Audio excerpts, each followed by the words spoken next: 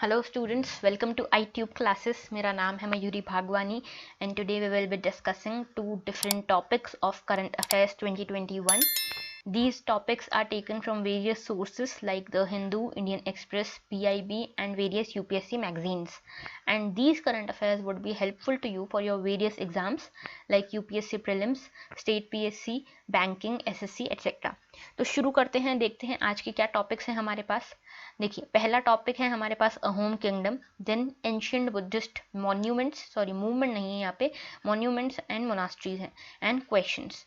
Okay, तो देखिए Ahom kingdom क्यों न्यूज़ में था। अहोम किंगडम इसलिए न्यूज़ में था क्योंकि प्राइम मिनिस्टर मोदी जो हैं हमारे वो दो जगह पे उन्होंने विजिट किया था। आसाम की दो सिग्निफिकेंट हिस्टोरिकल प्लेसेस पे उन्होंने विजिट किया था। पहली थी शिव सागर की जेरेंगा पोथार और दूसरा है देकियाजुली टाउन। तो शिव सागर है आसाम में और देकियाजुली टाउन, ये दो जगह पे प्राइम मिनिस्टर मोदी ने विजिट किया था। तो शिव सागर जो है वो इसीलिए फेमस है क्योंकि 17th सेंचुरी में Ahom princess Joymati I am sorry if I am pronouncing it wrong, but यहाँ पे आप प्लीज पार्डन कीजिएगा मुझे। शिव सागर की जॉयमती प्रिंसेस हैं अहोम किंगडम की, उन्होंने अपनी लाइफ को यहीं पे सेक्रीफाइस किया था। देकियाजुली टाउन जो है वो फेमस है because it is associated with Quit India movement of 1942। Jerenga Pothar की बात करें, देखो जेरेंगा पोथार यानी कि शिव सागर डिस्ट्रिक्ट में जो है जेरेंगा पोथार, जहाँ पे अहोम किंगडम लिंक होता है, उसकी बात करते हैं। तो देखो जेरेंगा पोथार जो है बेसिकली इसे पहले रंगपुर के नाम से जाना जाता था और ये अहोम डिनास्टी का पावरफुल सीट थी यहाँ पे, जो कि जिन्होंने आसाम में रूल किया था 6 सेंचुरीज के लिए। ठीक है, मतलब 13th to 19th सेंचुरी, देखिए 1228 एडी से लेके 1826 एडी तक इन्होंने इसी जगह पे रूल किया था।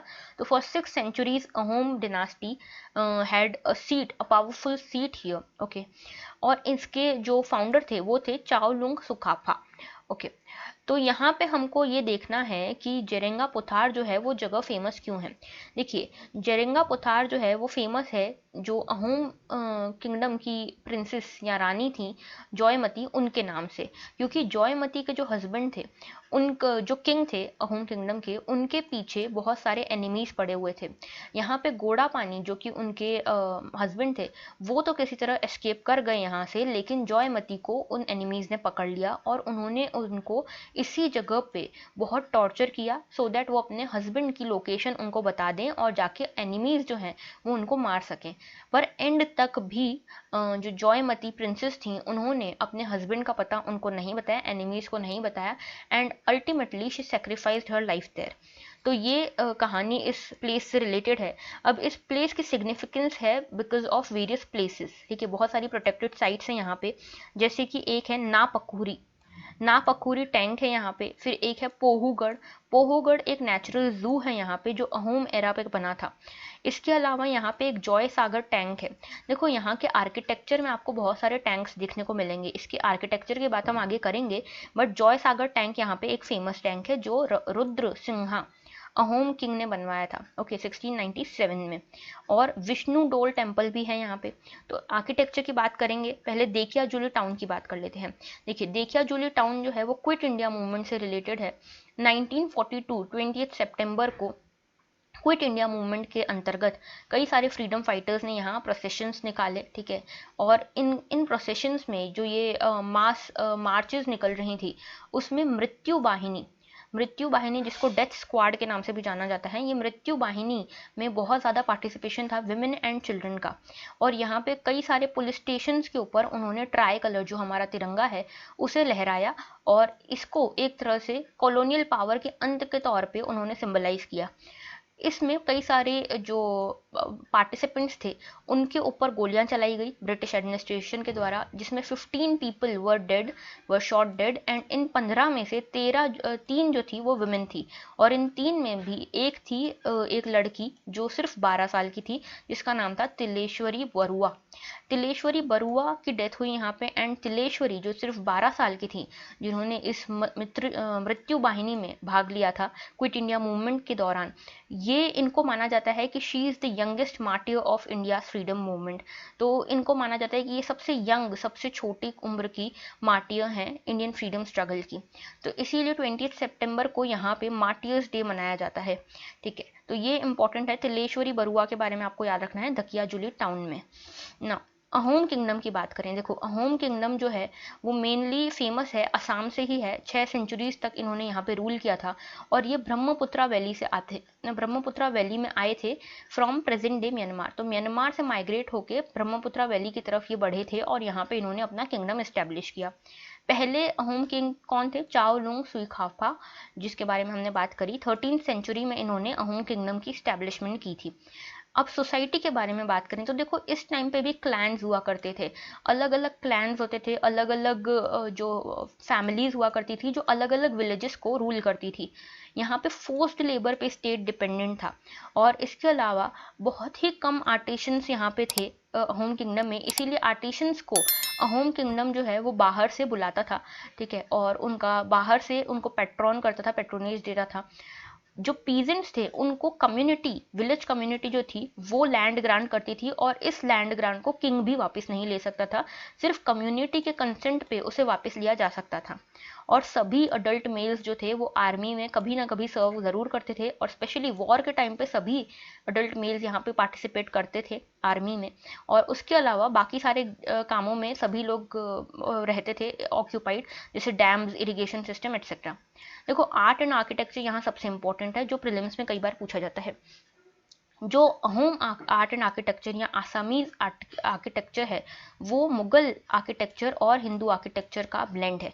ठीक है, इसमें अहोम आर्किटेक्चर जो है उसमें जो अर्ली ईयर्स, देखो ये चीज़ बहुत इंपॉर्टेंट है, अर्ली ईयर्स में यहाँ पे वुड का यूज़ होता था, वुड एंड बैम्बू का। ठीक है, पैलेसेस वगैरह बनाने के लिए।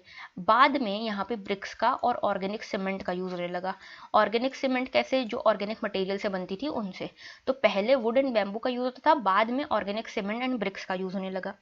यहाँ पे कई सारे टेम्पल्स बनाए गए, जैसे शिव ढोल, देवी ढोल, विष्णु ढोल, ये सब बनाए गए और ये शिव सागर टैंक के बैंक पे बनाए गए।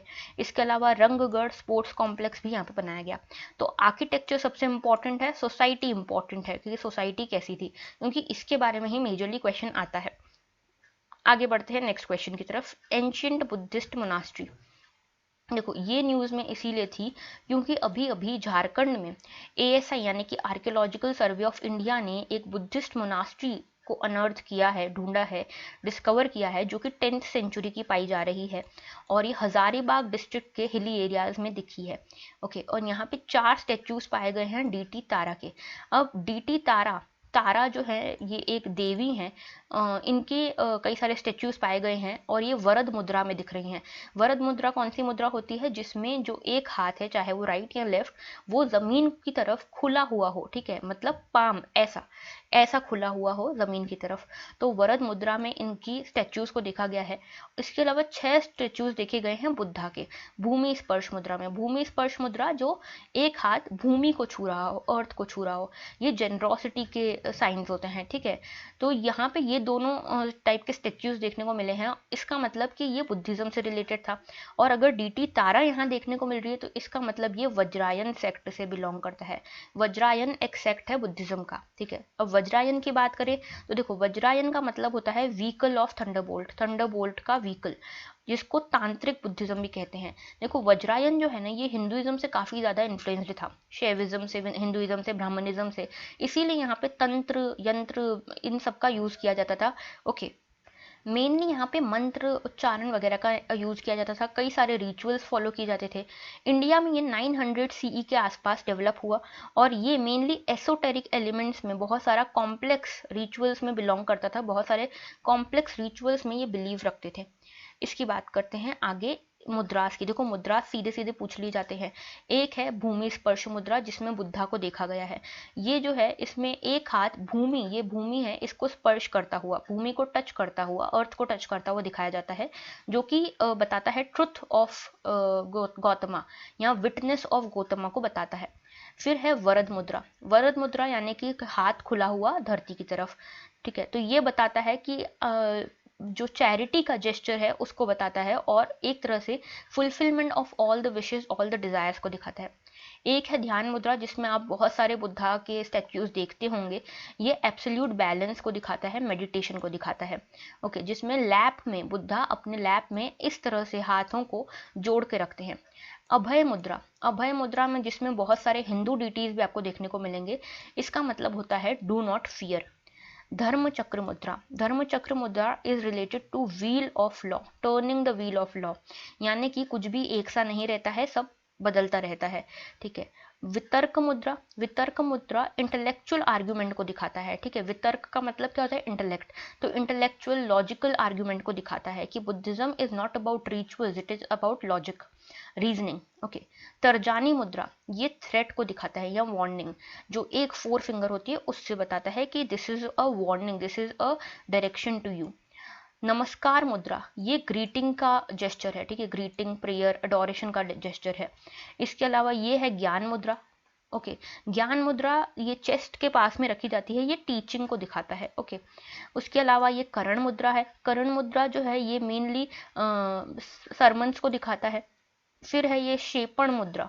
शेपण मुद्रा में देखो 2 हाथ इस तरह से रखे जाते हैं 4 फिंगर्स को ज्वाइन करके। इसके अलावा ये इमॉर्टेलिटी को दिखाता है। ठीक है, इमॉर्टेलिटी यानी कि सब कुछ यूनिवर्सल है, सब कुछ ऑल टाइम के लिए है। उत्तर बोधि मुद्रा, ये है उत्तर बोधि मुद्रा। ओके, और इसमें बेसिकली दोनों हाथों को इस तरह से फिंगर्स को, इंडेक्स फिंगर्स को साथ में रखा जाता है। ये सुप्रीम एनलाइटनमेंट को दिखाता है। तो ये सारी मुद्राएं बहुत इंपॉर्टेंट है, ये हमको याद रखनी है। सारी की सारी मुद्राओं के बारे में पूछा जा सकता है। So this was all for today. अब एक क्वेश्चन अटेम्प्ट कर लेते हैं पिछले वीडियो से related. Asia environmental enforcement award, जो कि लास्ट टाइम हमने डिस्कस किया था कि ये किसको मिला है, wild life crime control bureau को दिया गया था दूसरी बार, 3 सालों में दूसरी बार ये मिला है। तो ये किसने दिया है? ये दिया है यूएनईपी ने। ओके, यूएनईपी ने दिया है ये award wild life crime control bureau को इस बार। तो ये हर साल देते हैं, इस साल यूएनईपी ही देता है इसको, और इस साल wild life crime control bureau को मिला है। तो this was all for today, thank you for watching.